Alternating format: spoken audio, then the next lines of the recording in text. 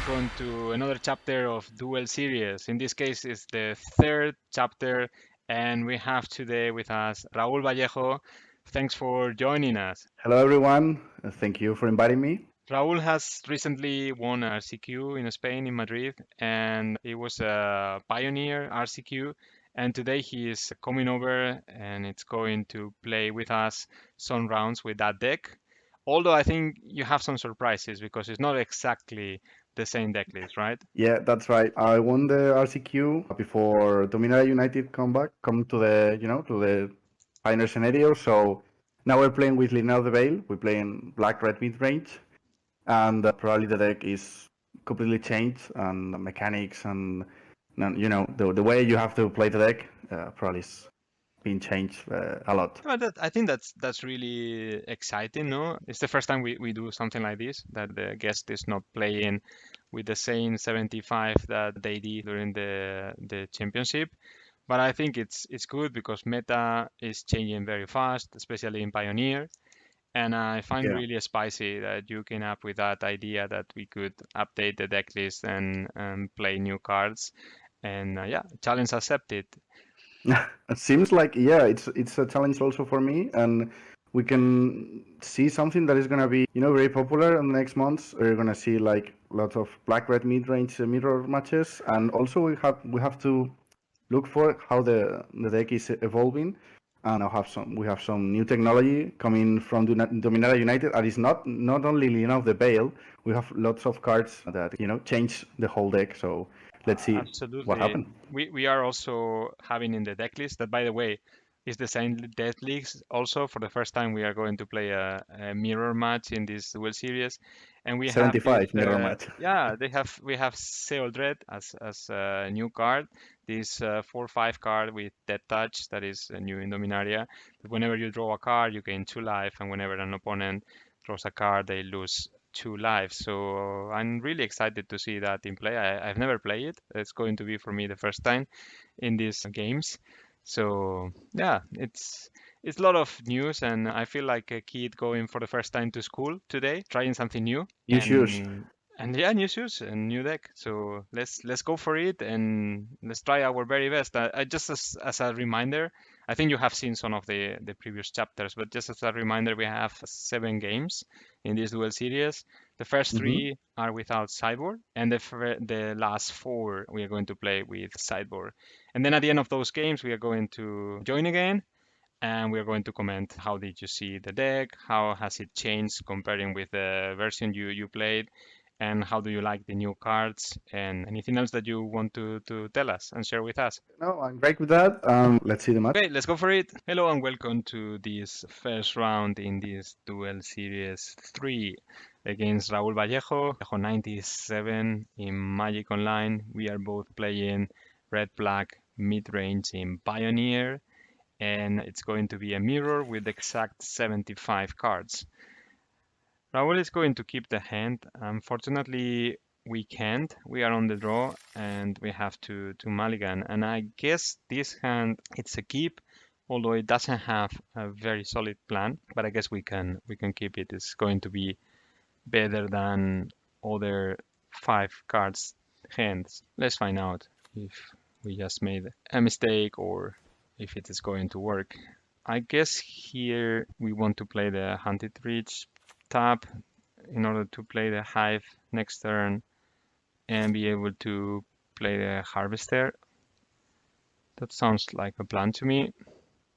Although if they play their own Harvester, maybe we want to do Bonecrusher Giant. Let's see, maybe they have a Thoughtseizes.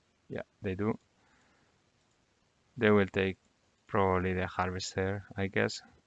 All right, they take the Bonecrusher, so they might have Harvester or another, or a removal, I guess. That's interesting. Now if we play our Harvester, they might have a Fatal Push, and that won't be nice. But I guess we don't have a better play here. If we pass, we don't use our mana, and yeah, I guess if they have it, they have it. Let them use it. At least we get the blood token. We can discard, and we drive it from there. Yeah, they did have the fatal push. Then for 3 maybe comes a Liliana, or what are we going to see? Yeah, it's a Liliana with what we are going to discard. Probably we want to discard the push here.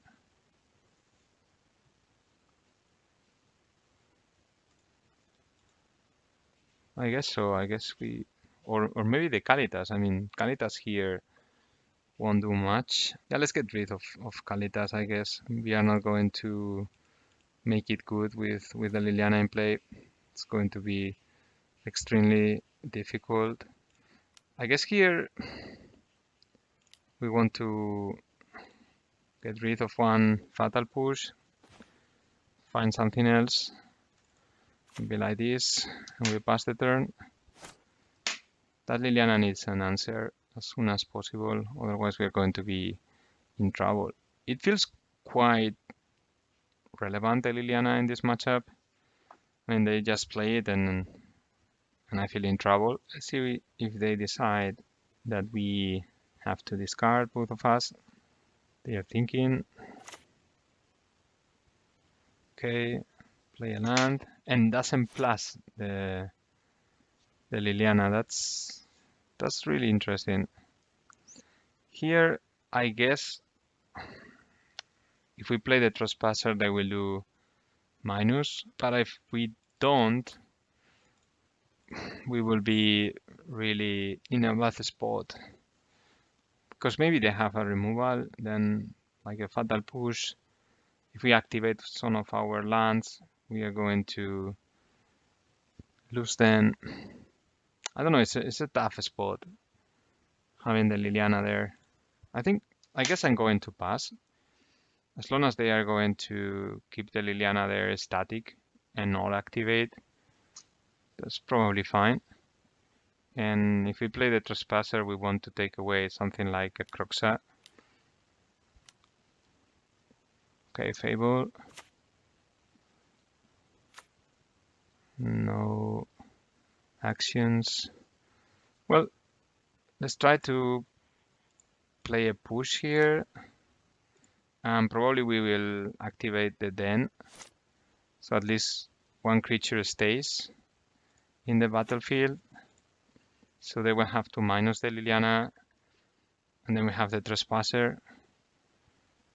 I guess that's fine. And then they lose one card towards the Fable. We play the Trespasser. We play the Trespasser now. I think that's better. Then if they want to push, they get out of cards.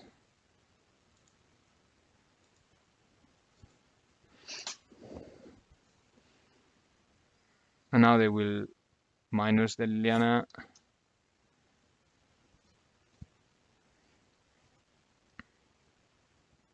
I don't know, maybe the right play was to play the Trespasser earlier, but it feels like Liliana, it's really making Trespasser not a very powerful card.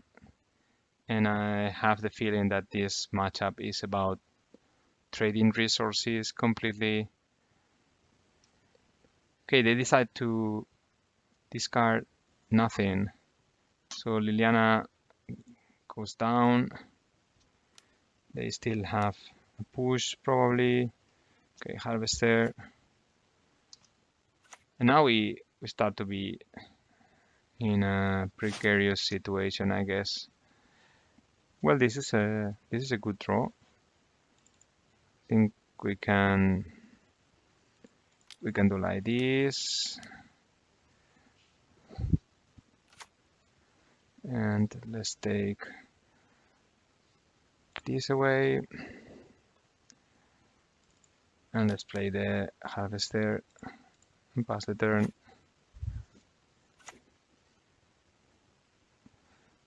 Well, I guess here if they minus Liliana again, yeah, they will be in a very good spot.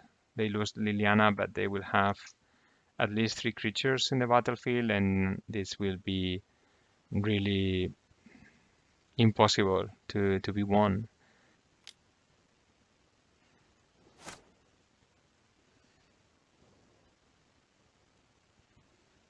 Okay, yeah, they decide to get rid of Liliana, which makes total sense. And will start their festival. I guess they have still some removal in hand, most probably. And they have the reflection of Kikijiki ready to be activated next turn. Oh, and now a castle. That's not nice. Here we can go and try to get the card they have, which I don't think will bring much. But we can try to go and find something in our deck. Like this could be something. Okay.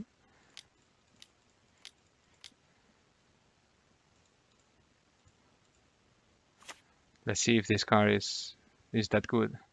They might have a push and they use the blood token next turn to get rid of the legendary creature we just played.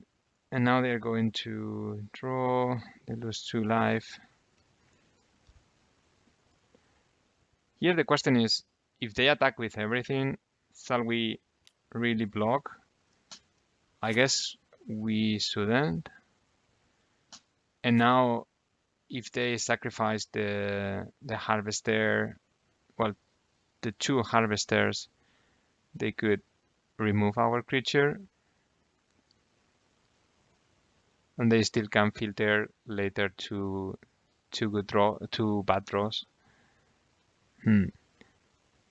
Yeah, it's not the best spot, and it's playing really good.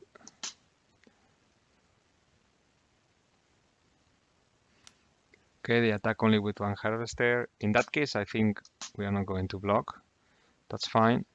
But if they really have the fatal push when the harvester will leave the battlefield end of turn, they are going to be able to enable the ability and then kill a 4 converted mana cost creature. Use the trespasser to win a life. And let's see now if that fatal push is there in hand.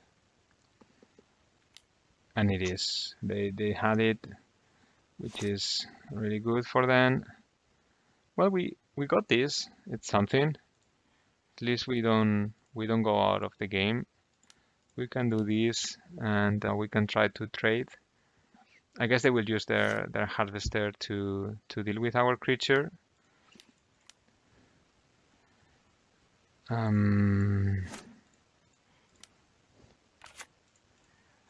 But okay, let's see how it goes.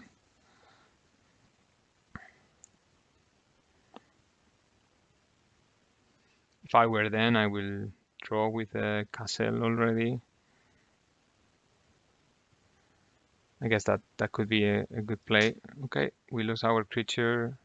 We will go 8 lives down with the draining of the graveyard trespasser.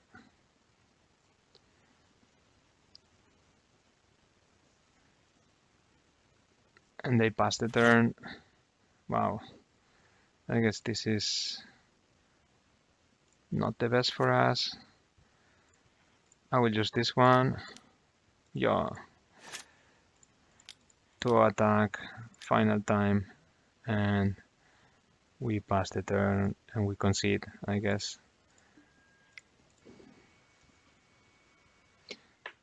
Alright, we are in game 2. We lost the first one and we go for a second game without sideboard. I think this hand is decent. We're going to keep it and let's see where it goes. We need obviously the 3rd land, but I think we can manage. We have 2 draws to get there, and an opening with seems quite strong. They're thinking a lot. So finally they keep. So we play land, we pass the turn.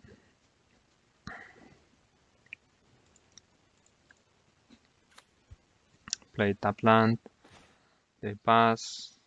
Now it's time for looking to the hand. All right, A lot of things here. I think the Fable is the best card in that hand. They have tons of lands. They are in a completely different situation to us. Okay, they play this and they pass the turn. Land, please. No, we don't have a land. All right, we just got ourselves into trouble. Not nice. I mean, if they play the Urbok, we will be very happy. Thosis, okay. So they prefer to play the Thosis and see what we have rather than going for one of the 3 drops that they have. This is a very interesting play. I guess they sense they could be a Liliana, and they play this way to try to get it away before deploying their threats, which is quite smart. But having the double Liliana in hand, it's making things more complicated from then. And for us, it's going to be really complicated if we don't get another land. We might be scooping this game or just give it maximum another turn more.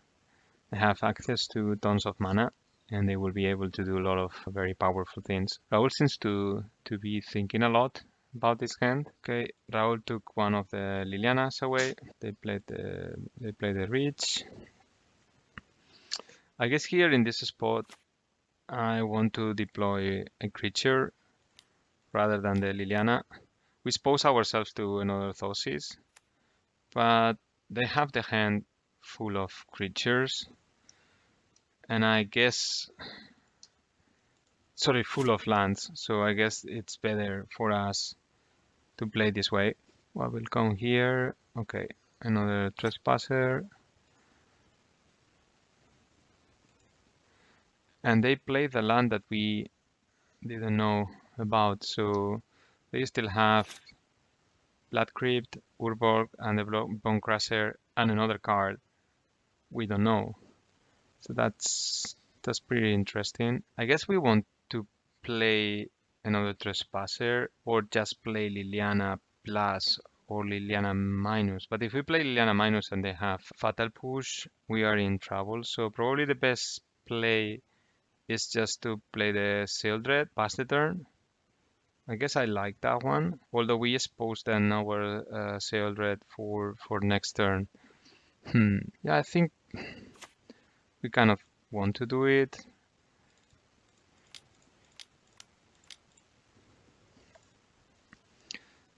We're going to pass.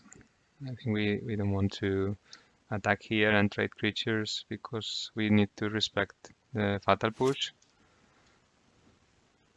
And in the meantime, we continue draining life. If this is the removal they have, that's how I think we want to play. Okay, they have 5 cards in hand. We know 3 of them, maybe 4. I think one is Fatal Push, or at least he was making us believe that that was a Fatal Push. Let's find out now. Okay, Liliana. I see. Well played. Now you have the Fatal Push, then we are in serious trouble. Trespasser doesn't attack. Okay, drain 2 life. Probably here we start with Kroxa, and then after Kroxa we can go and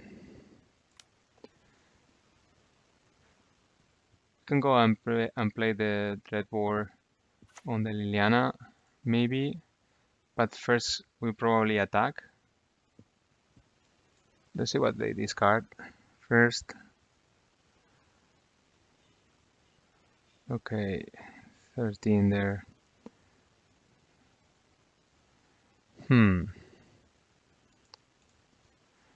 Do you have really a Fatal Push?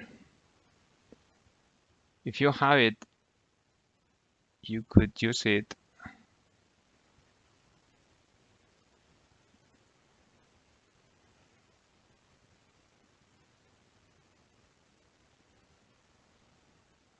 Well, I guess if they have it, they are going to use it anyway. So it's difficult. I think I'm going to attack to Liliana. No, I don't think so. I'm going to get rid of Liliana just like this. We don't pay life, we use the Urbok ability. And we keep 2 cards in hand in case they throw another Liliana, we are not going to attack.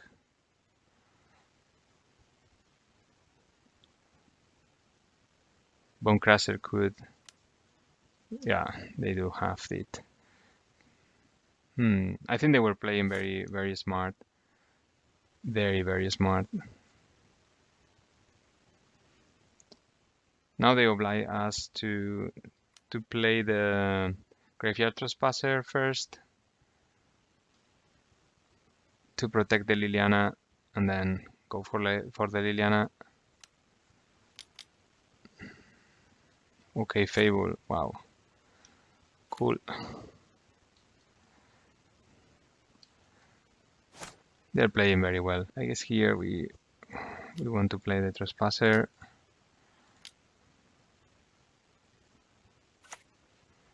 And we are going to take our own creature. 1 Trespasser. And shall we play land? Shouldn't we play land? That's a good question. I guess we don't play land.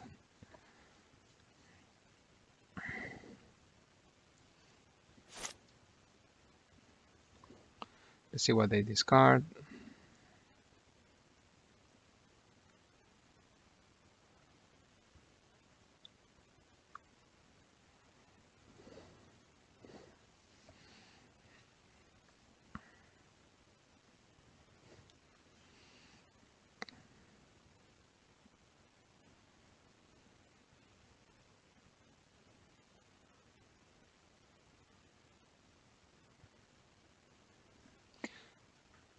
Right.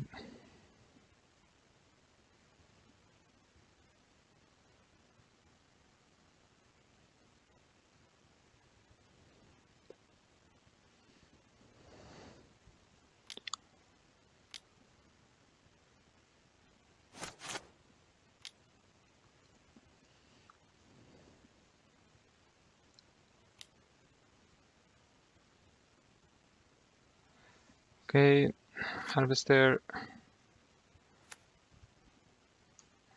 The opponent decides not to discard things, then you know you're in trouble.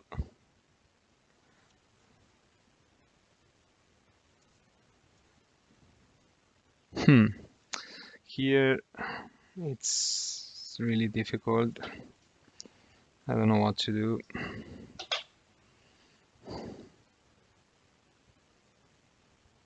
If we play this card, they're going to make 2 damage. This Thosis, it's pretty bad in this scenario.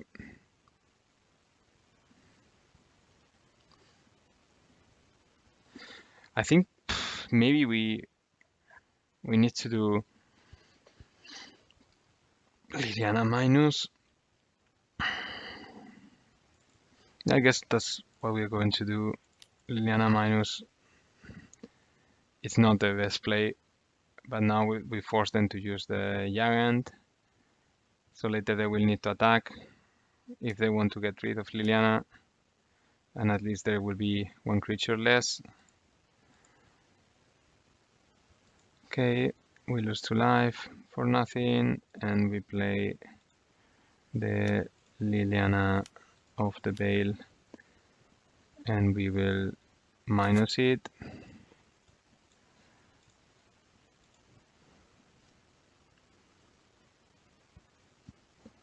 Alright, they get rid of the token. And here I guess we want to play land. We have no problem to do so. Now they are going to lose one of the creatures. Will they discard first? Discard a land.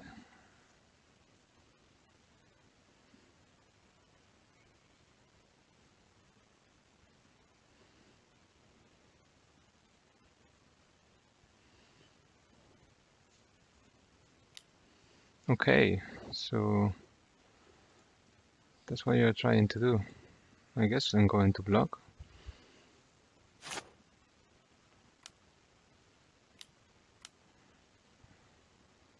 Okay, Bone Crusher and Hive. Okay.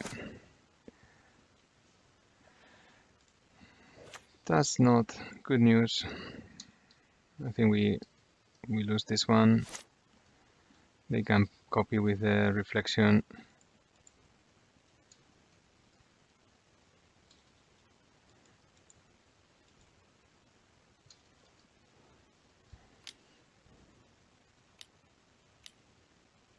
Yeah, I think GG's. It's pointless to block with the land. They really destroy us. All right, so we are on the play, and I think this hand is a keep. If they have a Thosis, we are going to take it with our Thosis. We want to guarantee that we play our Fable no matter what. And here we're going to start with Blood Crypt. They mulligan to 6 for the first time in this game, so they didn't like their hands. Okay, I guess here we need to get rid of the Thosis. They have a slightly better hand than us.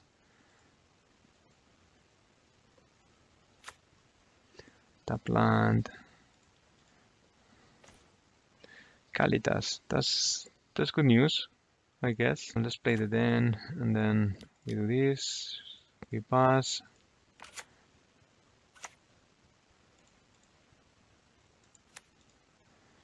They play the swamp. Harvester. I guess here we want to remove the creature. That's fine with me. And I guess we want to play this land and do like this. We could have wait to the Kalitas to be in play, but then we lose a bit the initiative.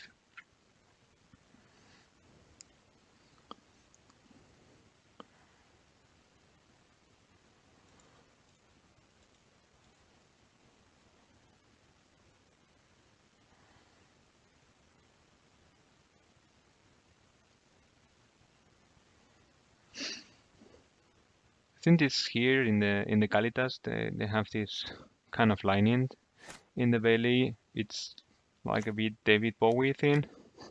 Looks really like the kind of makeup he was putting himself.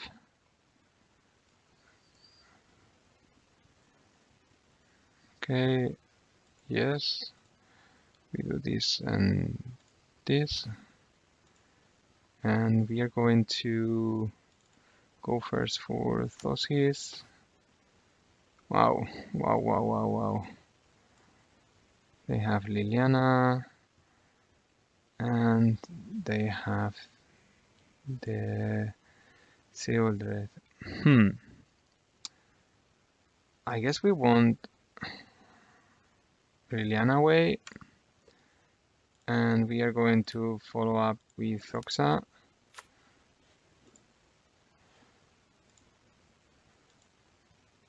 And I guess we want to attack with the Goblin. If they block, they block. And I think we are going to attack with the Goblin token. Then we guarantee that we can play our Croxa next turn. They get rid of the creature. So we attack.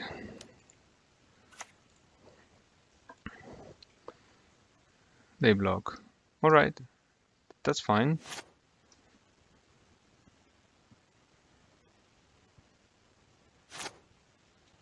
Okay.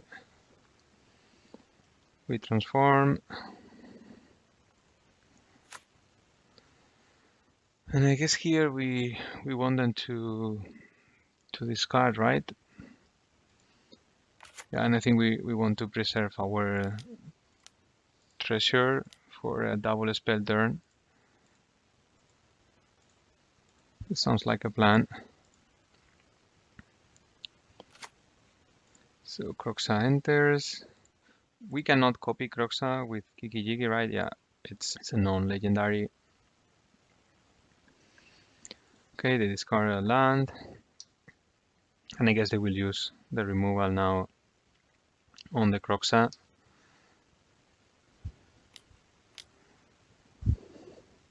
Fine. That's fine. Yeah, we will play the Harvester here in this spot. And I guess we want to reserve the Kiki-Jiki, the Kalitas for later, for a turn with Fatal Push Kalitas. That sounds like a plan to me. Okay, let's see what they got. Okay, Trevor, that's fine. We still have Kroxa in the grave. Maybe they will draw this card. No, they play land. Okay. Shall we get rid of the push here in this spot? I guess we can. And then we get a very good land.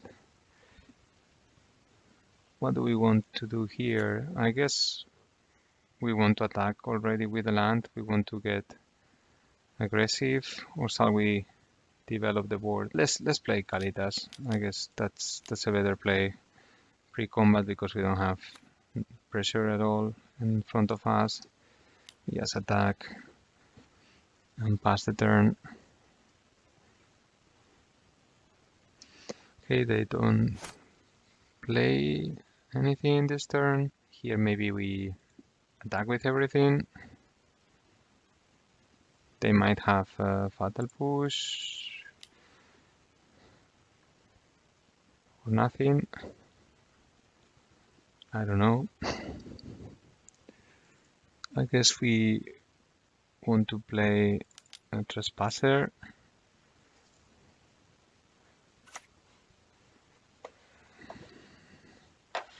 Probably we take this out.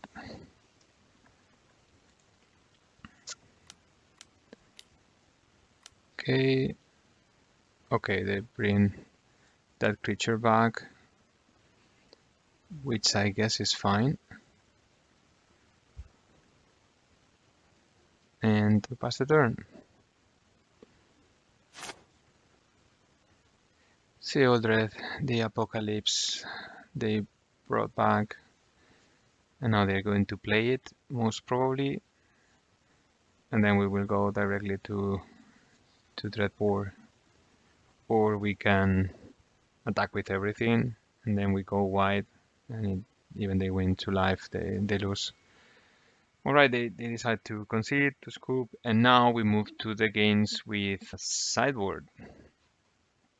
Alright, in the mirror match, we are going to put Sorin, we want Planeswalkers, we want the Sky Sovereign for sure, and 2 Downfalls. And there are cards that we want to take away that probably will be the Thoughtseizes. I think this is something I want to discuss with Raul later, is taking away all the Thoughtseizes something correct. So we leave like a couple of them and remove maybe some cards like Kroxa that most probably will be eaten by the Graveyard Trespasser in the games. That's something that I don't have very clear. Maybe the Kroxas could be replaced by something like an Unlicensed also, or even this card could be okay against their Kroxas. I don't know, but we are going to try like this, that we believe is the most solid way of sideboarding, with the 4 Thoughtseizes, and we put Sorin in Sky Sovereign and Epic Downfall. So let's go for game number 4. We are 2-1 for Raul, and the duel still continues. All right, here we are for game number 4. First one with sideboard, and I guess this hand doesn't have a solid plan, but I guess it's a keep. It has to drop 2. Raul is also keeping his hand. Let's copy then. We play Blood Crypt. We pass.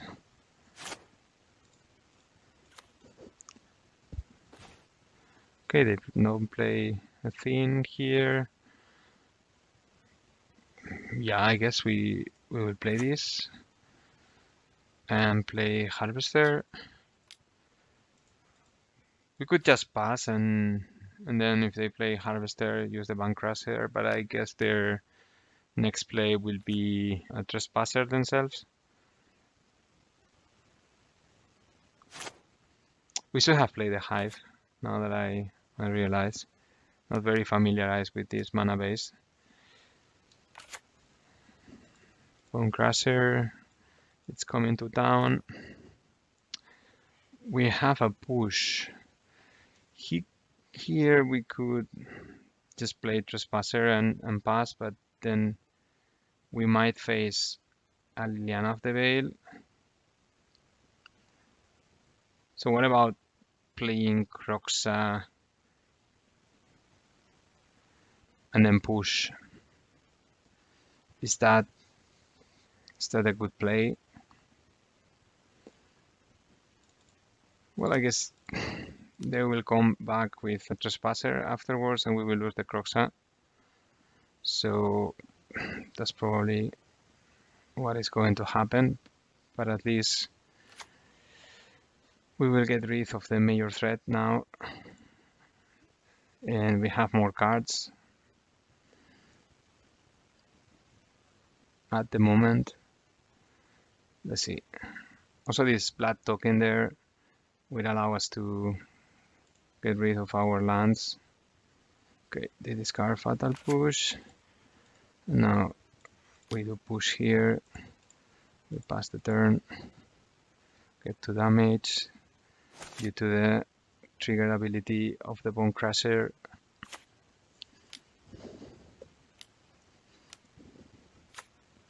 Okay, yeah, we suspected this was coming.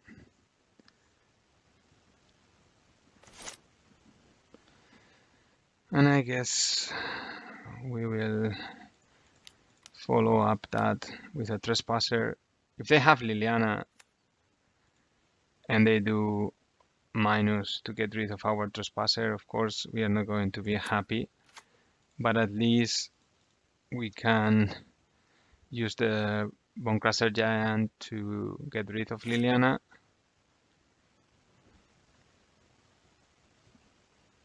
The question is, if they attack, are we trading with our Trespasser? And I believe we might.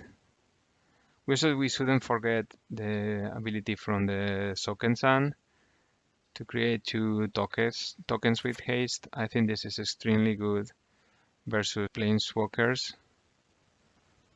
No attacks. Okay, and they leave 5. Wow. Wow. Well, I guess I'm going to attack.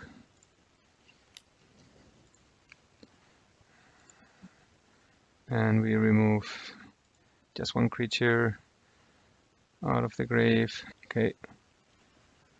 They don't do anything. Interesting. Very interesting. Well, I guess we play another Trespasser. Yeah, I guess we do that. We play another Trespasser. And we pass the turn.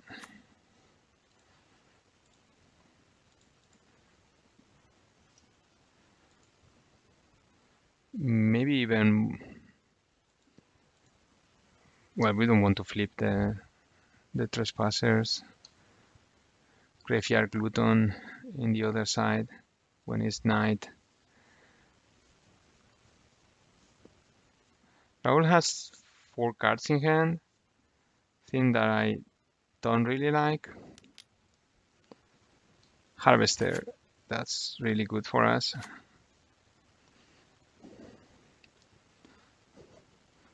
They don't attack. Well, I think then we go for that Harvester, end of turn.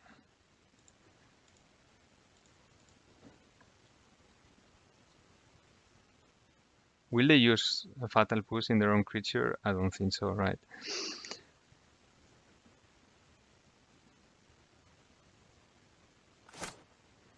Okay, another Crusher. Well, here we probably attack with both creatures. We take this away. And we take this away.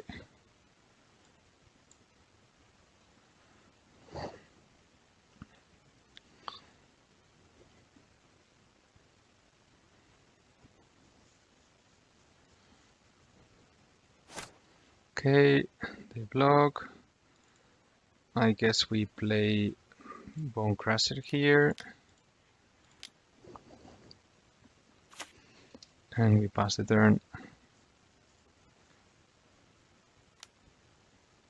They have push. Yeah, they do have push. Let's see what they discard, sorry. It's very interesting. If now they have a Liliana and they minus, we can use the stomp part of the Gigant. Wow, they have an Abrade. That's indeed good news for us. Put us in a very interesting spot. I guess we stomp phase end of the turn.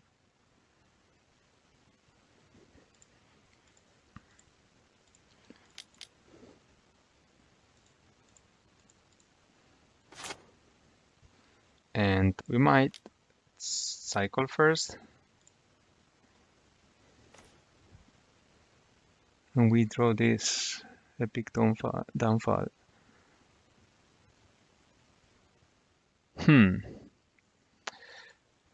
Let's play the Bone Crusher. We are not in a hurry.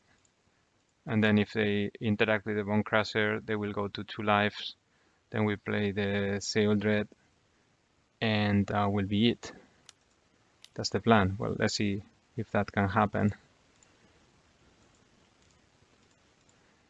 We also have the land. If they interact with the Bone Crusher and they go to 2, we can attack with the Hive of the Eye. Well, we got Liliana, which probably is good enough because we can plus Liliana, and then we can play Epic Downfall in the land. I want to see what they have. Or wait a second. Maybe we attack first. If they transform, we play Epic Downfall. If they use a removal, then we play the Sheoldred. That's the right line. Okay, they transform the land, and then we play the Epic. Oh, it's a sorcery. All right. We make a mistake. It's not good not knowing the cards. Okay, they produce 1 black mana. I guess we want to play Liliana. Whatever they have, that they get rid of it. And we possibly get rid of the Epic Downfall. Okay, it was a push. I think they were thinking to play the push, but they couldn't. Well, they could because they use a blood token, so they could. Dreadbore, okay, that's fine. And here I think we play the Sheoldred. that's the moment to do so. We could play the Fable also, but I prefer to keep it up in case we start to draw more lands. Then we have still that card as a backup. Alright, so that was the first game with Sideboard, and we moved to the second game with Sideboard. We are 2-2. Hello and welcome to game number 5. We are in the third match post Sideboard, and this is our hand. It's not super good, but I like to have some lands here and some nice threats.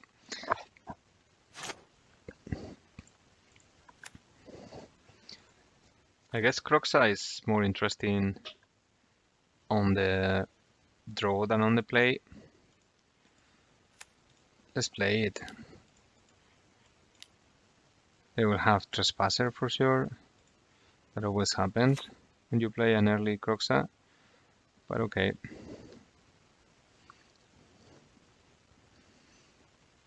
Okay, they discarded on Croxa, so that's good. If they have a Trespasser, we will have a Trespasser, and it will be the Festival of the Trespassers. Well, it's a Fable. That's even better than a Trespasser. Let's play a land.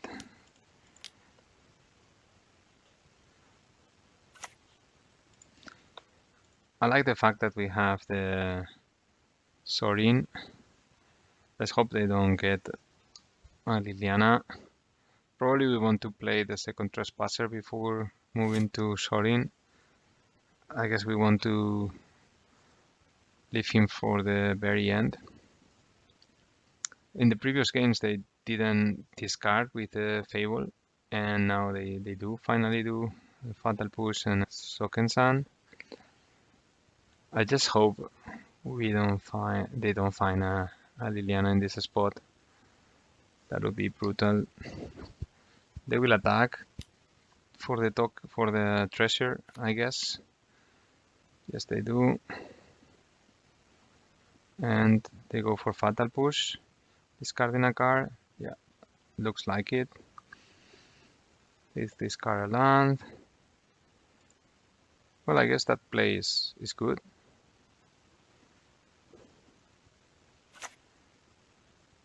Land and Graveyard Trespasser. Okay.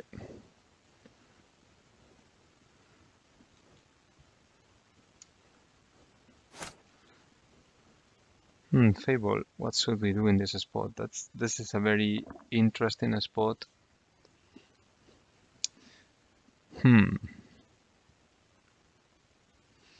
I guess we want to Fable, but I'm not super sure about it. Maybe we want to Fable next turn and see more cards. Yeah, let's use a Trespasser. We're going to get our own Trespasser, and we make sure that we can block if we need to. We play this to make them believe we have a Fatal Push, and next turn we go for Fable and Dreadbore. Although I'm thinking that maybe playing the Sokensan it's better in this spot, because if they play Liliana and they plus it, you can discard the land, and they do. Liliana with new picture. Sacrifice a creature. Yes, sir. Let's do it. And now they attack. No good, no good.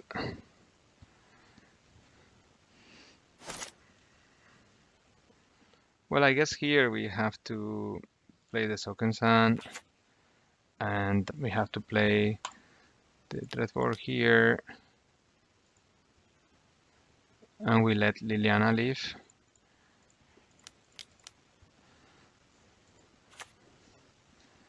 And then with Sorium we try to compensate things. Okay, what do they have? Hope it's not a Croxa. Okay, no, it's not. Wow, another Trespasser. Now we are in serious trouble.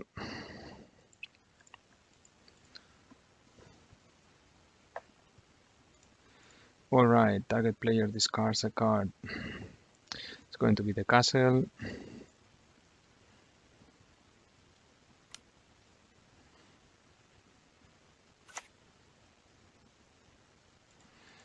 Wow. Okay. Yes, use the ability. We do this. We get another land. Well, I think we might do this. And so we get, I think we need to get the vampire. There is no other way to get out of this. Now we need to chump block with the vampire. Well, we cannot. We lose. GG's, GG's, GG's. This is the 3-2 for Raul. And we move to game number 6 now. We had a Kalitas on the top. Okay, here we are for game number 6. We are on the play on this post-Sideboard game, and I think this is a mulligan. And this is also mulligan, most probably. We cannot keep this hand. And this one is going to be a keep. They also sideboard, they also mulligan to 6, and I think they keep 6. So I guess we want this out, and we want this out.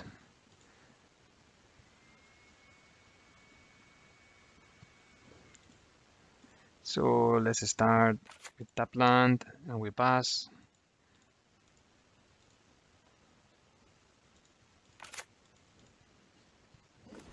All right, so here we are going to play this land and just make the Croxa.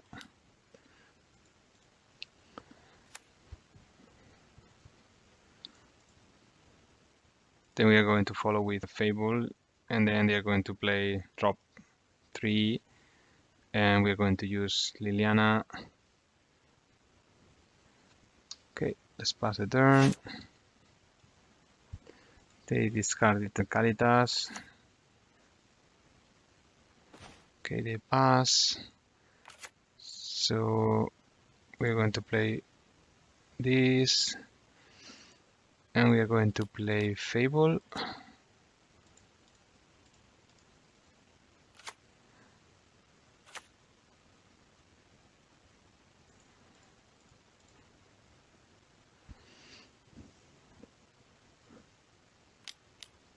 Okay, they stomp it. Now probably they will play the Bone Crusher.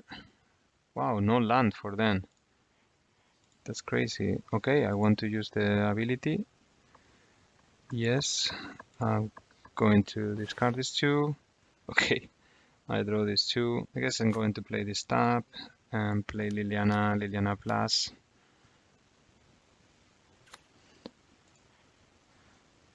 Each player discard a card.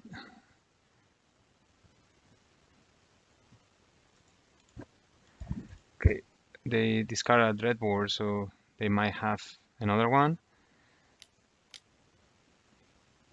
Yeah, they do. And we are getting closer and closer to be able to cast our Croxa. Yeah, I was triggered to this ability. They have a very stuff hand full of things. We're going to play 2 life. We're going to transform the land. And we attack. Then we take the Kalitas away.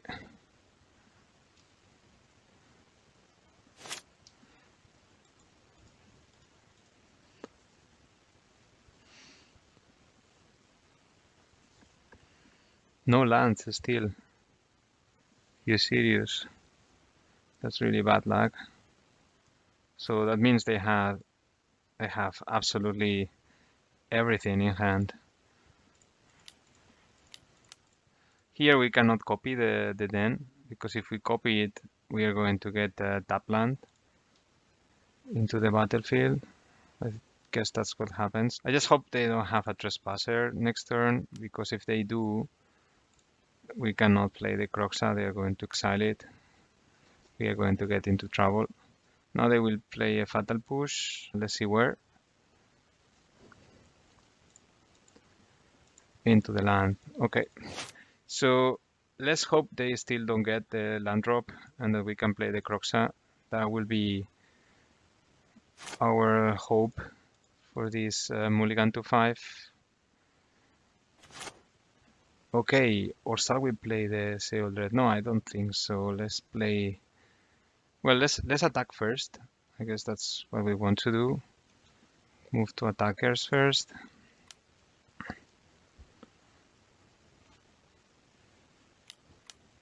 Okay, Brave, and now we do like this. Yeah, undo, and we take 5 cards out of our grave. Done. Maybe we would have kept our first hand with all those lands. In this game, things should be still okay, but you never know. Of course, you never know. Wow, a sorting, go into the grave. Okay, removal. I guess we play this and we leave the Satyr Skull in hand. Just let's pray they don't have a land and then they do Liliana. That would be devastating. Well, they found the land, so if there is Liliana, it will be there very soon. And we are going to attack. So we play the consul now. What happens if we don't play the consul? They will play what? What they will play? Liliana. What will they play? Imagine they play Liliana, they minus. So we want to play consul next turn, right? We want to play consul next turn. I guess so. But if we put already consul into the battlefield, it's really good for us. But they could have another abrade from the sideboard. This one is tough. And imagine they don't have Liliana and they play a trespasser. Then Sovereign is pretty good still, right? But if they have a trespasser, I think we don't want to play anything here. Maybe just tap land. Yeah, I think we want to play this tap. We don't want to pay the life and just pass.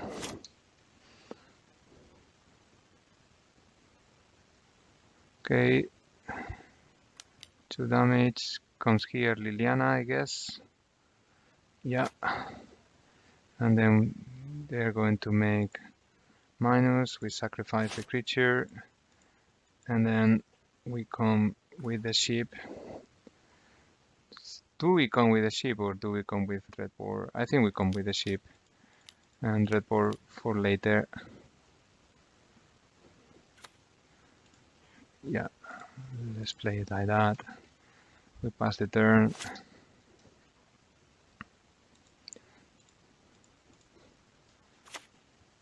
Tap land. Okay.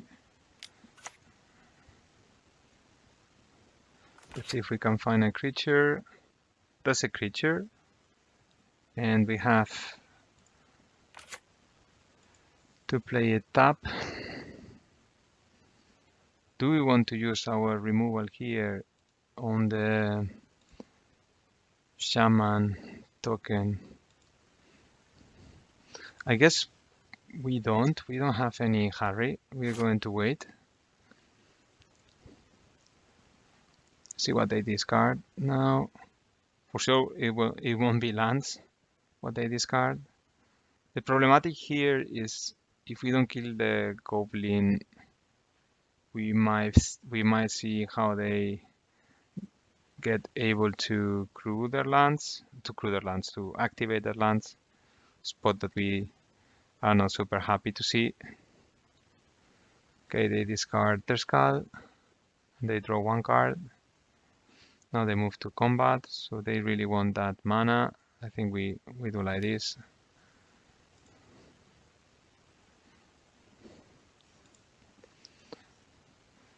And let's see what they play now. They have the Bone Crusher in exile. Okay. Interesting play. Do we have a land now? Bone Crusher. Well, I think with Bone Crusher we are good. We'll play this like this. And then we cast the Bone Crusher. We will wait a second. Can we play? Not yet. So we play the Bone Crusher. So we do two damage. I think we should wait. Let's play very patiently. We wait until the Fable turns. We kill the Fable. Then they will play the Bone Crusher or another creature. And then we do a Sky Sovereign next turn. Yeah, let's do like that. I think we are not in such a hurry to precipitate things. I prefer to calm down here because we attack with the Sky Sovereign. We leave them in one life, but still they can come back. So I prefer to play a bit of a value game. Is Liliana what we are going to see? No, Bone Crusher. Okay, that's fine. And now, okay, that's also fine, I guess. So now we move to end step and we play this here. Or shall we have lethal, right? Yeah, we have lethal. We just make two face. And then we play the Bone Crusher. And well, or we play the Sheoldred, it doesn't matter. And we just attack with the Sky Sovereign.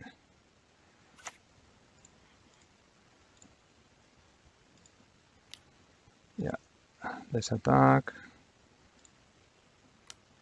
And we make here damage. And we are good to go. So we move to game 7. This is really, really exciting. Getting always to game 7 is high stakes. I love it.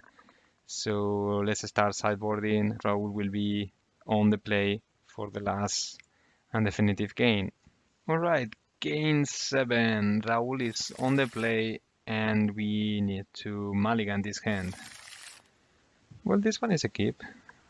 It's not fantastic, but it's not horrible. So let's keep it and we send this down.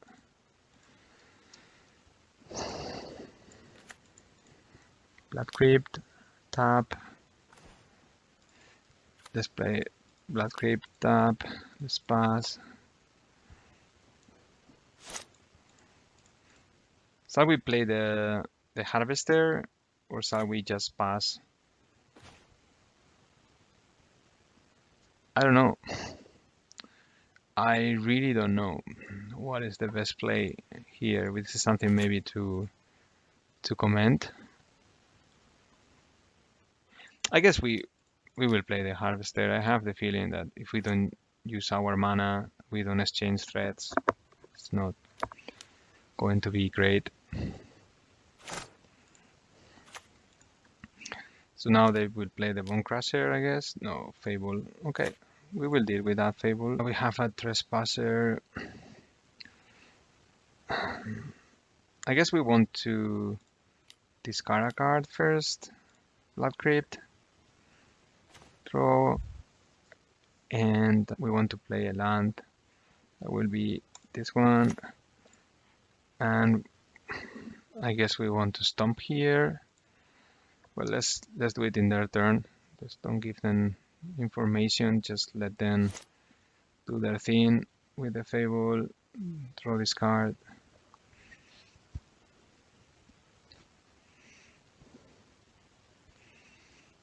Okay, they discard nothing. Okay, so I guess they really need this treasure to keep on developing their plans.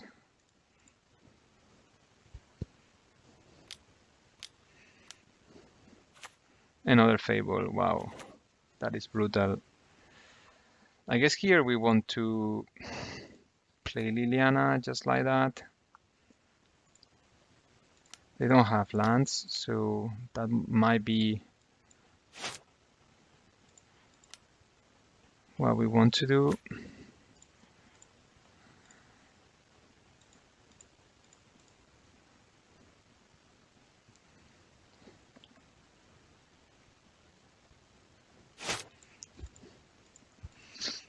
Let's see what they discard. Push, and they draw a card.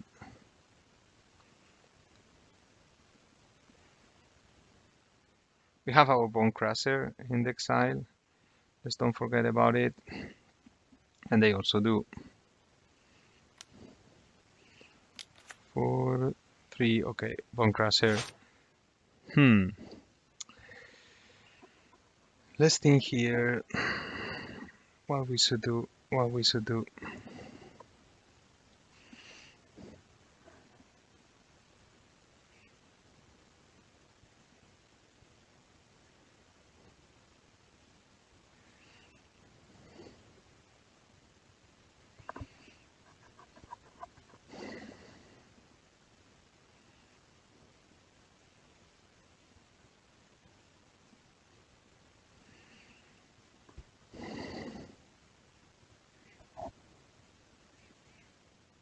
I think maybe we should play here Sorin and Placid, trying to find a fatal push, because it's the only thing that really prevent us from horribly dying.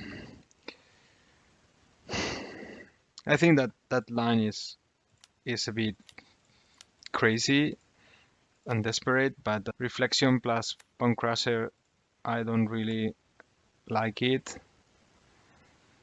Okay, look at the card. You can put it in your hand. Yes, we put it in our hand. Yes, let's use the ability. We play a land, but first I think, oh, we don't play a land. What do we do? So we play the land.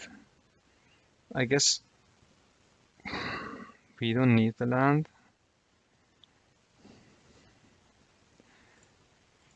Let's do like this. Let's discard. So we discard the Trespasser or the land. I think the Trespasser. Let's do that. And we play the land anyway. Okay, they have a Kalitas also. Let's do this. They will kill our Liliana or our Sorin, or maybe both. Now they have 2 reflections, and that's really what concerns me a lot. They can do tons of copies. I hope that Sorin survives. We really need it. If they go for killing the Sorin and Liliana survives, then we can play Kalitas and minus, and then go for the value play of getting the token. But that won't really save us.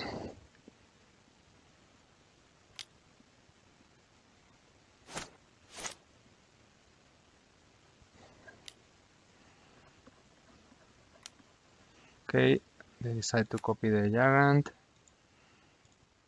Will they go for the Walkers? They will go for us. I guess they will go Liliana, Sorin. Destroy Liliana, put Sorin down. No, they go for us. They go for us. They really do. So we really need to find some removal. Poof, poof, poof, poof. Doesn't look good. Okay, Trespasser. Do we want this Trespasser?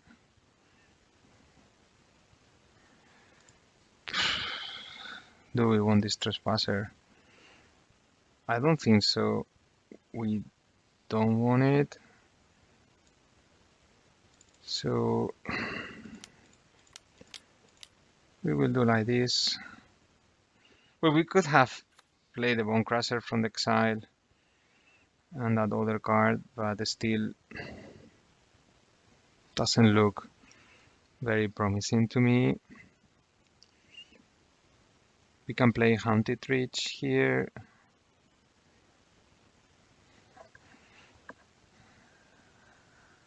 Or we can leave it in. But if they have Liliana, they win this game no matter what, right? Well, no, they don't. If they have Liliana, they will probably plus it. I don't know. Let's play a land, and at least if we have the chance to have another turn, that I doubt it, we can make double spell. Okay, they copy, they don't wait. Alright, so we die. Congratulations to Raul, winner of the Duel Series III.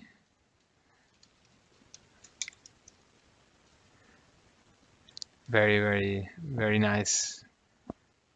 Value 3 or greater, yeah, remove this. Very nice games, and yeah, they outplayed us.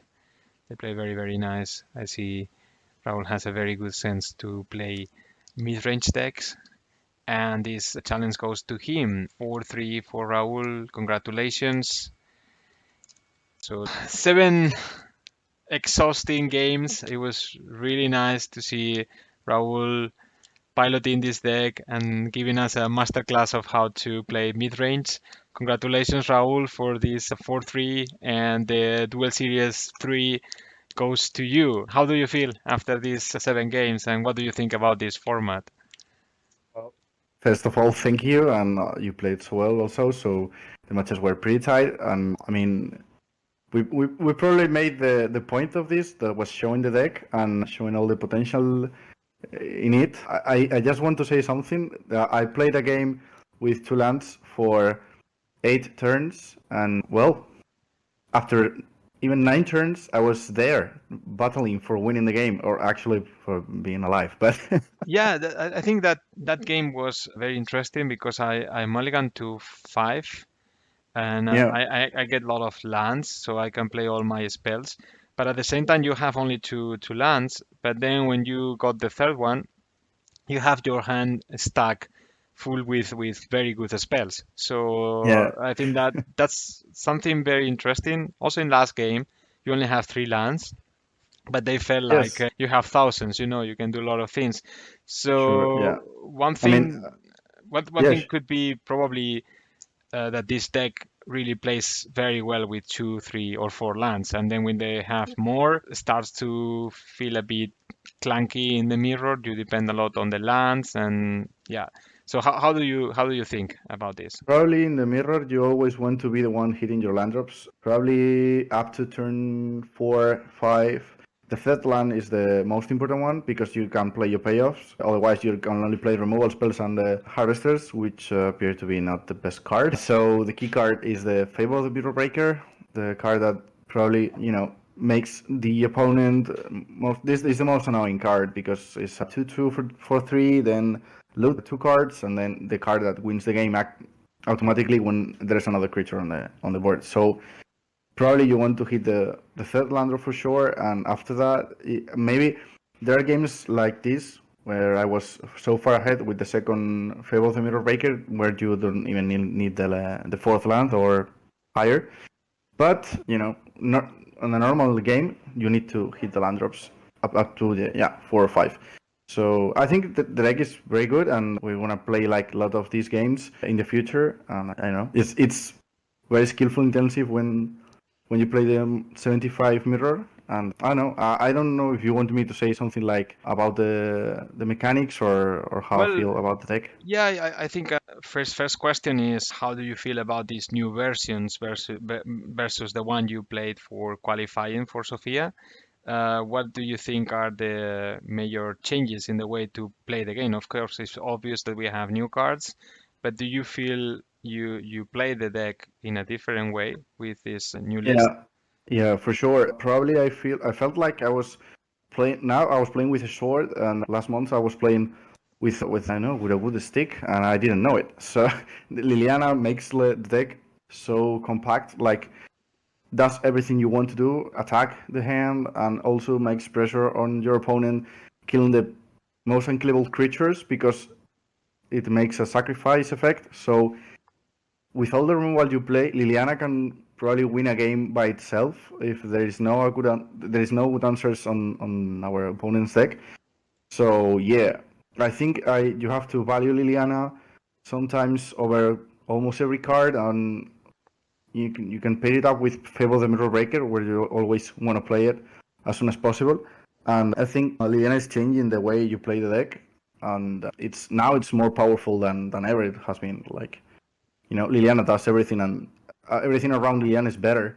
So you just when there is a game, we see it. We saw it, and I don't know if it was game 4 or game 5. We didn't play any Lilianas on the game, Yep. and we play a totally different game. We didn't play like, now how I do this because if he has Liliana or something, it was like creatures on the board all around, trading each other, and removal going up and backwards. Like there is another game besides Liliana. So yes, it changed a lot how you play the deck and how everyone is playing against you when it's Liliana on the Yeah, battlefield.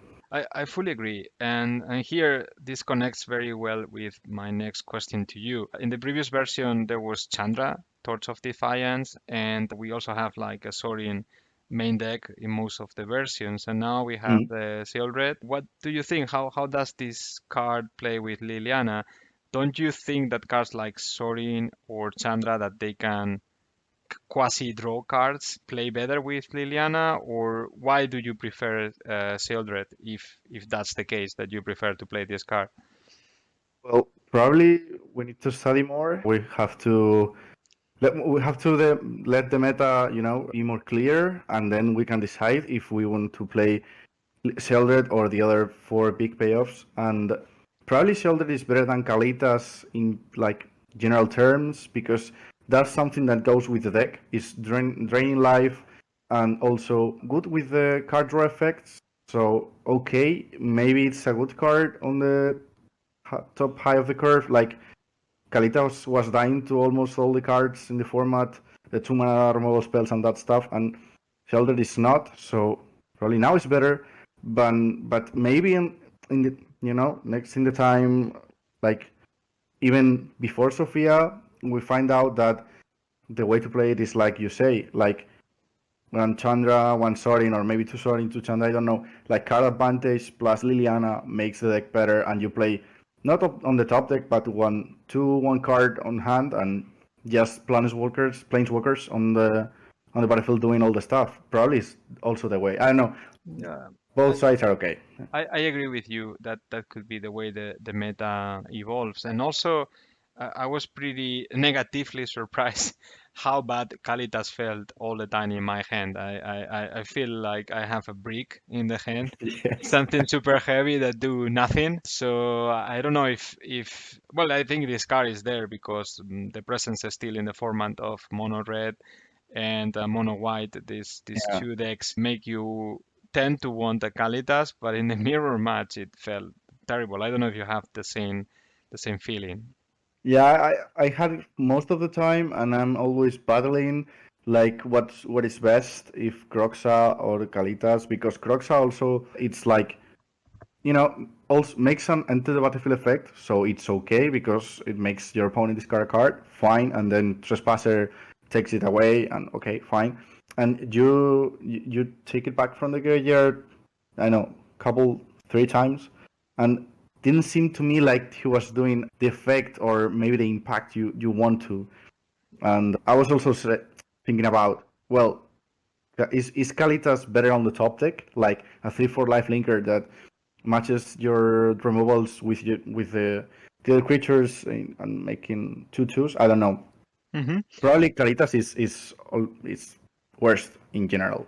Yeah, I agree with you, and I'm more on that opinion. But of course, we need to learn more about the deck.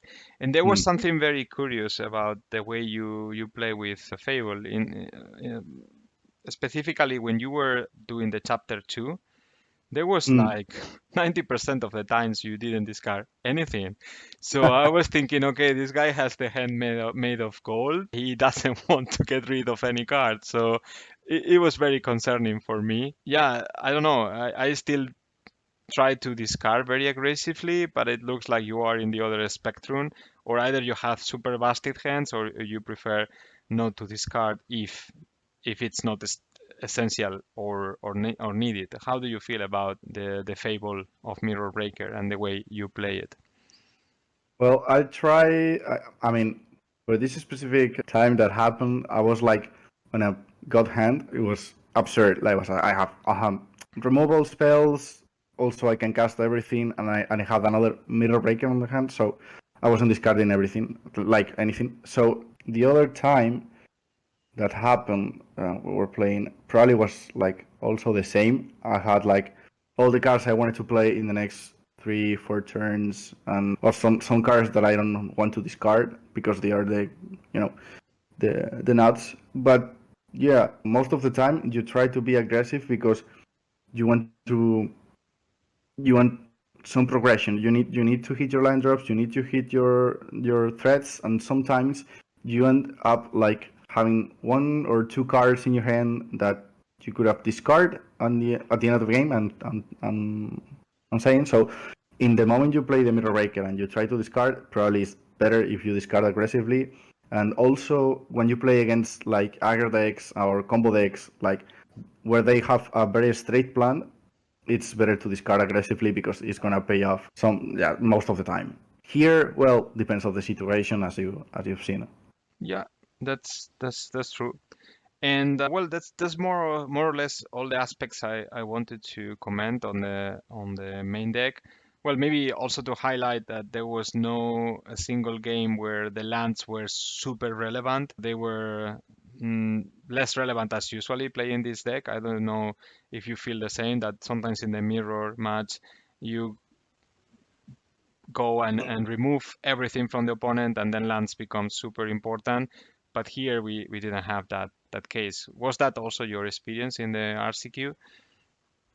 Yeah, I think I only played one mirror match on the RCQ, and I play also with a friend that plays quite well, and it was pretty annoying because both games he destroyed me. Like he made the infernal curve, and I was like not hitting my land drops, and I didn't play any threats, and well, it was like pretty easy for him. And what you're saying, I mean, probably this matchup is not like that because all the threats you play are 2-for-1s. Like Mirror Breaker is 2 bodies on 1 card. Trespasser, 2 cards, 1 body. You need 2 cards to kill the 1 body. And also Liliana of the Veil, it's like also is most of the time one card per 1 card. So I don't know. Maybe it's not the point where you get some advantage of killing creatures or killing threats from your opponent, is that you prevent them from having the advantage. But you're not winning anything. You're already losing when someone resolves a threat and you have to do something about it. Like, there is so much of this mirror match about the curve when you probably don't have to play on turn 2 a creature not available. Sorry, I'm Available. not from. Yeah. You're not making available the Bone Crusher Giant curve on 2 mana and 3 mana the threat, and you have to answer, and you already lost your threat. Like, there's most of the time some stupid plays like that gives you the tempo, and that's the way you can manage when you play the threat and when you try to kill the threat of your opponent and get the advantage of it. Yeah. And it's complex to explain, but I don't know if you can rewatch the games and probably you see it. Yeah, I agree with you. I agree with you. That's very much correct, and I also feel it that way. I agree. And there is something now that make us go in the direction of discussing the sideboard. That is a braid, a card that is present in this sideboard and also in the main deck. And the first question here is, are we preferring a braid, or do we want to have something like Colagan's command in the deck? What is your Well, opinion about this card choice in this specific list? Well, the choice of a raid over Koran's command responds to the graceful matchup, where you can kill 3 toughness creature at the same time you can destroy an artifact. That's it. Like it's also 2 mana, so there's a lot of value in all the cards you play. As we talked earlier about the all the 2-for-1s you play. So probably the deck is not needing some extra value, just best answers to the opponent's threats. Like Yeah, Graceful is a really difficult threat to deal with. So you need the flexibility. Like there are some times that Graceful can play the creature, and if you kill it on his main phase, they play it again. So you yeah, don't. It's not okay with a card that kills the rat. You need something that kills the artifact. So there is the point where you have all the flexibility you need. yeah. Probably that's the case. All right, that's a very good answer, and I fully agree. That's much better for this kind of matchups. And then looking into the mirror match and the way you sideboard, I'm very curious to know what you did. The viewers already saw what I did. That was basically putting in Epic Downfall twice, putting the Sky Sovereign Consul flagship and sorry in the midless. That's what I did, and I put out all the Thosis. That this is also another question I have for later. The role of Thosis in the mirror, because it didn't feel completely right to take all of them away. So maybe you surprise me and you have some spicy and juicy things there. I'm not seeing something you haven't seen. Like I'm on the no thoughts is in the mirror team. I Okay. don't like them. Also, I made almost the same thing. I was streaming Caritas and Croxa, Mm-hmm. trying new things. Like if I can find that spot where I like Calitas, or if I can find a spot I really like in the Croxa over Calitas. So I have to try, and I was trying that. But the four thought seas came out, and the value cards and the cards that can kill 3 cost plus creatures came in. Like the same. I did the same thing. All right. Good.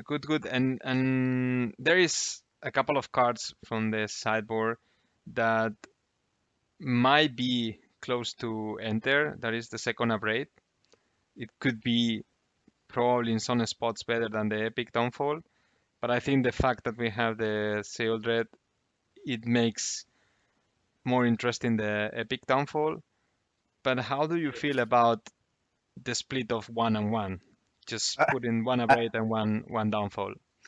I don't feel like splitting. I feel like I always sorry I always want the 2 epic downfalls. Hmm. And the thing I probably if you see the boat you play in if your opponent is playing Sky Sovereign, you have to put the second upgrade inside in the deck. All right. I don't know. I don't know. Take whatever you want, but don't lose to the boat. That's the point. Yeah, I think the flagship, the Sky Sovereign console flagship is a really very interesting addition to the deck, and it's a very plastic card. There was a spot in a game that I was thinking to play to the vacuum, the Sky Sovereign, just put it on the table, and I decided to wait for one turn, and this is where you play your Liliana, and I could deal with the Sky Sovereign in the next turn. I think, Mm, and later I kill you in the sky when you have the table full of creatures. That game probably was showing the potential of this card. I think was really good. totally. Yeah, and that was very interesting for the mirror match. I think one of the best cards. And the other fantastic card, of course, is Liliana.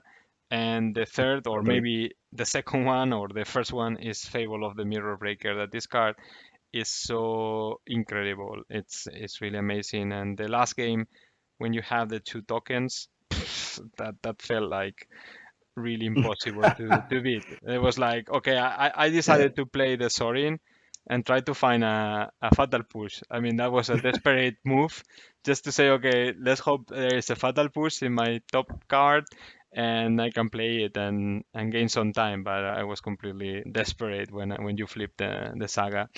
Yeah. Yeah, makes sense. It's very difficult to come back from one saga. Two sagas make it almost impossible. Yeah, absolutely. And also with the fact that when it's flipped, even if you get fatal push, you still have to have revolt. So it's Yeah. it's really like a very Yeah. high slope. Yeah. Don't do that at home, kids. Don't try to kill 3 Cosmic creatures with fire push if there is no revolt.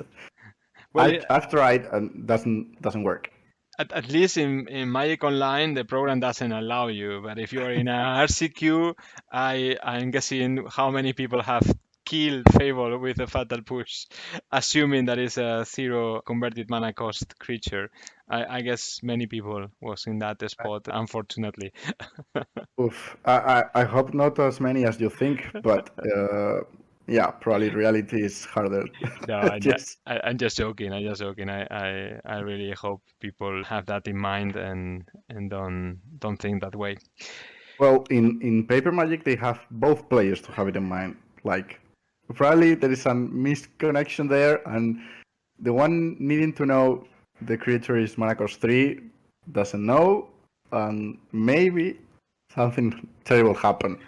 I hope no. There are judges, and I Yes. trust in the human being still. Let's put it like that. Good. Okay. I think this was really interesting playing a mirror match. I was very afraid to bring like a mirror match to the duel series. I wanted to always show like two decks, but I think it's very interesting because you can really deepen into the deck, and later for the debrief is also more interesting. I can have more questions to the guest, so I believe we will do more mirror matches, and we also hope to have you again. So we are since today rooting for you to qualify for the next RCQ, so we can invite you again. Thanks a lot. Really appreciate to be here and keep going. Everything you do is so fun, and just people is following you, keep following you, and more people coming so we can make this again. Well, I hope so. I hope more subscribers come to the channel, and thanks for your words. That give us a lot of energy to keep on creating more content. And it's also really fun and a pleasure and a honor to have guests like you, Raul. So see you very soon, hopefully in person, and Yeah. take good care. You too, Marcos. See you. Take good care. Bye bye. Bye bye.